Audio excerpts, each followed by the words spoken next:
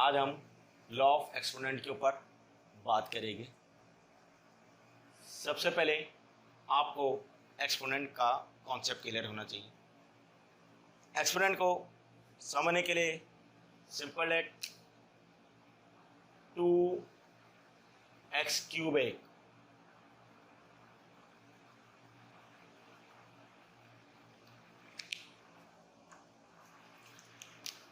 इसमें x base है,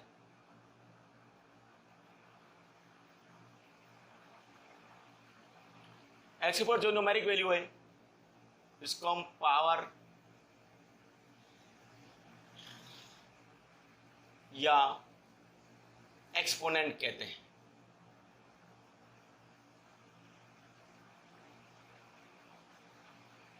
इसी के ऊपर हमें बात करनी है। ये जो 2 है, 2 इस बेस से क्या हो रहा है मल्टीप्लाई, क्योंकि 2 और x के दरम्यान कोई वैल्यू नहीं। मैथ के रूल के मुताबिक जब दो वैल्यू के दरम्यान कोई साइन ना हो उसको हम क्या कहते हैं, कोफिशिएंट।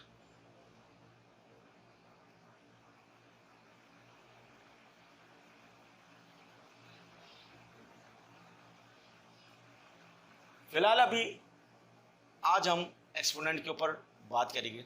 एक्सपोनेंट के कुछ कवानीन है, लॉ ऑफ एक्सपोनेंट। एक्सपोनेंट को उर्दू में कुव्वत या ताकत कहते हैं। लॉ कानून, कुव्वत का कानून। इसके कुछ रूल्स है, लॉस है। उसके ऊपर सबसे पहला लॉ है a की power m multiply by a की पावर n। सबसे पहली वैल्यू क्या है, a की पावर n। a क्या है, बेस। n क्या है, एक्सपोनेंट या पावर, बात एक ही। सेकेंड टर्म क्या है, a की पावर n। a क्या है, बेस। n क्या है, एक्सपोनेंट। इन दोनों में क्या चीज सेम है, a इटसेल्फ क्या है, बेस। सेम बेस जब मल्टीप्लाई होती है लॉ ऑफ एक्सपोनेंट के मुताबिक उस बेस को वन टाइम लिख लेंगे और इनकी पावर आपस में ऐड हो जाएगी। इट्स मीन a की power m multiply by a की power n is equal to the a की पावर m प्लस n। इसकी कुछ एग्जांपल्स है। एग्जांपल नंबर 1, a की पावर 3 मल्टीप्लाई बाई a की पावर 2। वही वाली बात, सबसे पहली टर्म क्या है, a की पावर 3। a क्या है, बेस। 3 क्या है, एक्सपोनेंट। सेकंड टर्म क्या है, a की पावर 2। a क्या है, बेस, और 2 क्या है, पावर या एक्सपोनेंट। सेम वैल्यू क्या है इसमें, a इटसेल्फ क्या है, बेस। सेम बेस मल्टीप्लाई हो रही।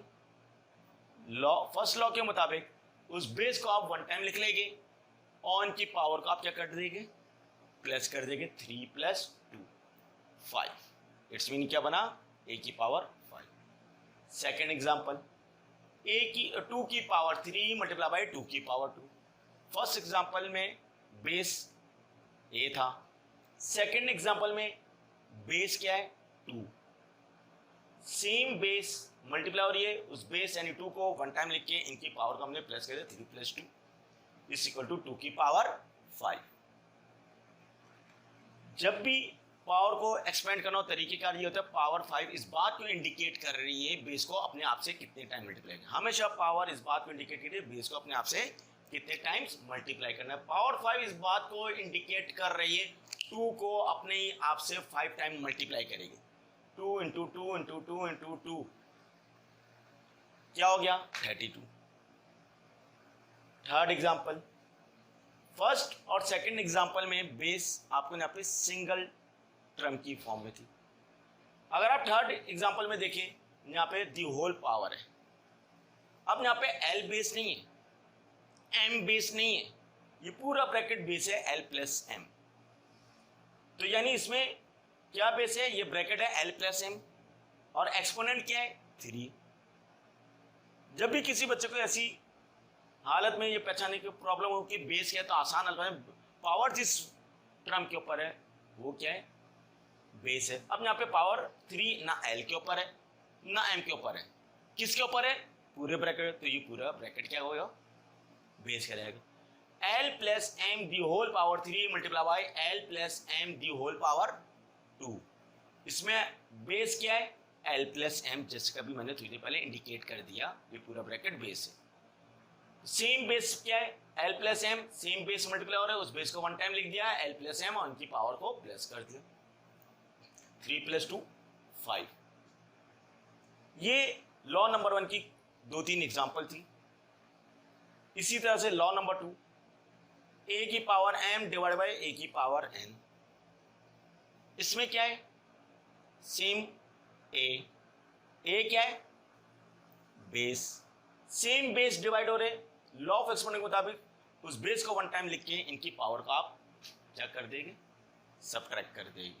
आसान अल्फाज में जब भी सेम बेस डिवाइड हो, डिनोमिनेटर की जो भी पावर है वो रिवर्स हो जाती है, प्लस है तो माइनस, माइनस है तो प्लस कर देते। एग्जाम्पल, ए की पावर 3 डिवाइड बाई ए की पावर 2, सेम बेस डिवाइड हो रहे हैं, बेस को वन टाइम लिख लिया, इनकी पावर 3 और 2 को आपस में क्या कर दिया, इस लॉ के मुताबिक माइनस हो जाएगी, 3 - 2 1। मैथ के रूल के मुताबिक जब दो वैल्यू सबट्रैक्ट हो जाती है तो ग्रेटर वैल्यू के साथ जो साइन है वो लिखी जाती है। इन दोनों वैल्यू टर्म में 3 और 2 में ग्रेटर वैल्यू कौन सी है, 3 से पहले क्या साइन है, प्लस, तो ये +1। कभी भी पावर प्लस में 1 पे नहीं लिखी जाती, जब भी +1 पावर आ जाए तो लिखा जाए बाय डिफॉल्ट +1 ही होता है। इसी सेकंड एग्जांपल, 2 की पावर 3 अपॉन 2 की पावर 2। इसमें क्या चीज है, हमें 2 इटसेल्फ क्या है, बेस, सेम बेस डिवाइड हो रही है, तो उस बेस को वन टाइम लिख के इनकी पावर को माइनस, वही रूल के लॉ के मुताबिक 3 - 2, वही वाली बात, बेस को वन टाइम लिखा, 3 से पहले क्या साइन है प्लस, 2 से पहले क्या साइन है माइनस, प्लस माइनस माइनस, 3 - 2 1। जब दो वैल्यू सबट्रैक्ट होती है तो ग्रेटर वैल्यू से पहले जो साइन है वो लिखी जाती है, तो इन दोनों में ग्रेटर वैल्यू कौन सी है, 3 से पहले क्या साइन है, प्लस, तो +1 पावर लिखी नहीं जाती। फर्स्ट एग्जांपल और सेकंड एग्जांपल में यही डिफरेंस है जो मैंने ऊपर भी दिया हुआ कि फर्स्ट एग्जांपल आपके अल्फाबेट के ऊपर है और सेकंड एग्जांपल 2 के ऊपर है, numeric value. Example law number 3, a multiplied by b the whole power m is equal to the a की power m multiplied by b की पावर m। पहली और दूसरे लॉ में आप क्या है, सेम बेस है। क्या जरूरी है हमेशा सेम बेस हो, डिफरेंट बेस भी हो सकते हैं, क्योंकि हम लॉ बेस का नहीं पढ़ रहे, लॉ किसका पढ़ रहे, एक्सपोनेंट का। तो इस बात का ख्याल रखिए, बेस की चिन्ह से लॉ का से कोई वो नहीं है, आपका ताल्लुक एक्सपोनेंट का आप लॉ पढ़ रहे। तो अब तक हमने शुरू के 2 लॉ क्या पढ़े थे, सेम बेस का। यहां पे क्या है, डिफरेंट बेस, यकीनन डिफरेंट बेस भी हो सकती है। A multiply by B the whole power, जब भी ब्रैकेट होल पावर हो और ब्रैकेट के अंदर 2 डिफरेंट बेस हो और मल्टीप्लाई हो रहा है, तो लॉ के मुताबिक पावर अंदर की हर वैल्यू पर अप्लाई हो जाती है। इट्स मीन m ए के ऊपर भी अप्लाई हो जाएगा, m बी के ऊपर भी अप्लाई हो जाएगा। a की power m multiply by b की पावर m। क्लियर। इसकी example, a multiply B the whole power 3, power 3 a के ऊपर भी अप्लाई हो रही है, इस लॉ के मुताबिक पावर 3 b के ऊपर भी अप्लाई हो रही है। Second, 2a the whole square. आप यहाँ पे आसान अल्फाज में ये समझ ले, ये 2 क्या है, a है, और ये a क्या है, b है, और ये 2 क्या है, m है। इस लॉ के मुताबिक 2 पावर 2 इस 2 के ऊपर भी अप्लाई हुई है और पावर 2 a के ऊपर भी अप्लाई है।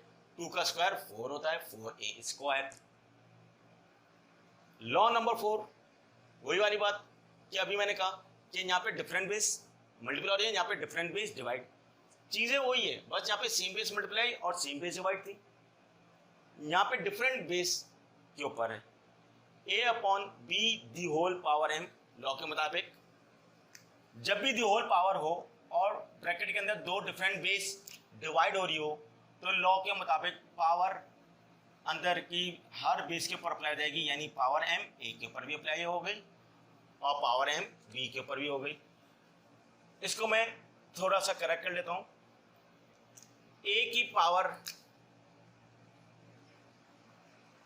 m डिवाइडेड बाई b की पावर m, a की power m divided by b की power m। Example a upon b the whole power 3।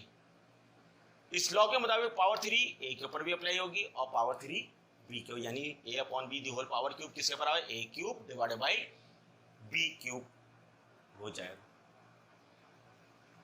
Example number 2, 2 upon a the whole square. आप इस 2 को समझ ले a है और इस a को समझ ले b है, पावर 2 के ऊपर भी अप्लाई होगी। इस लॉ के मुताबिक a के ऊपर 2 पावर 2 के ऊपर अप्लाई होगा, पावर 2 a के ऊपर हो गई, 2 का स्क्वायर 4a स्क्वायर। अब तक शुरू के 4 लॉ में हमने जो भी पढ़ा 2 बेस थी, चाहे वो सेम बेस हो या डिफरेंट बेस, चाहे जरूरी हमेशा 2 बेस। अभी अभी मैंने थोड़ी देर पहले आप लोग से एक बात कही थी कि हम लॉ बेस का नहीं पढ़ रहे, लॉ किसका पढ़ रहे, एक्सपोनेंट का। तो बेस के चेंज होने से इस लॉ के इस पर कोई वो नहीं होता, हम असल एक्सपोनेंट के ऊपर बात कर रहे हैं, इस बात का ख्याल रखिएगा। शुरू के टोटल 7 लॉ है, 7 में से शुरू के 4 लॉ डिफरेंट बेस है। अब इसके मुताबिक लॉ नंबर 5 क्या है, सिंगल। अब रिमेनिंग जो 3 लॉ है वो सिंगल बेस के ऊपर है। a की power m the whole power n, इसको अच्छी तरह समझाओ, बच्चे ने आप मिक्सअप कर रहे।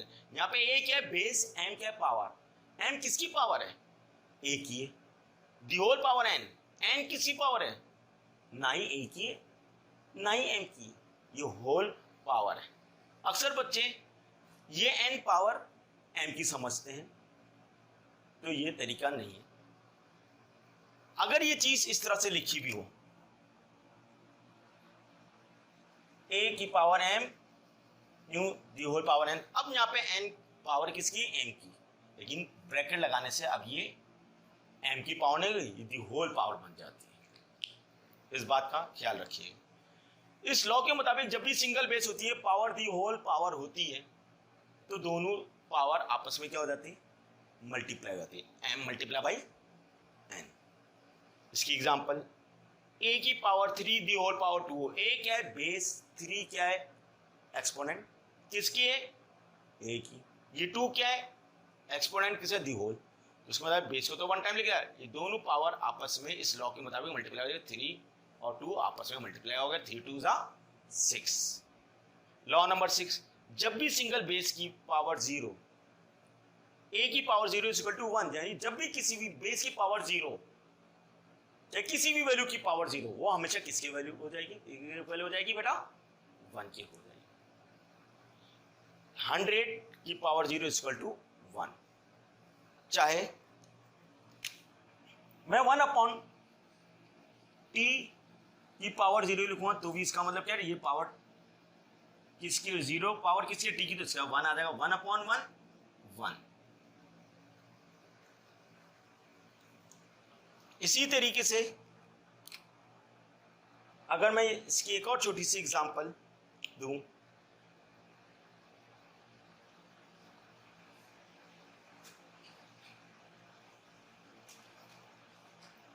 अब ये पावर 0 1 की नहीं है, t की नहीं दी, होल है, तो v इसका आंसर किसके बराबर आ जाएगा, 1 के बराबर। समझ आ गई।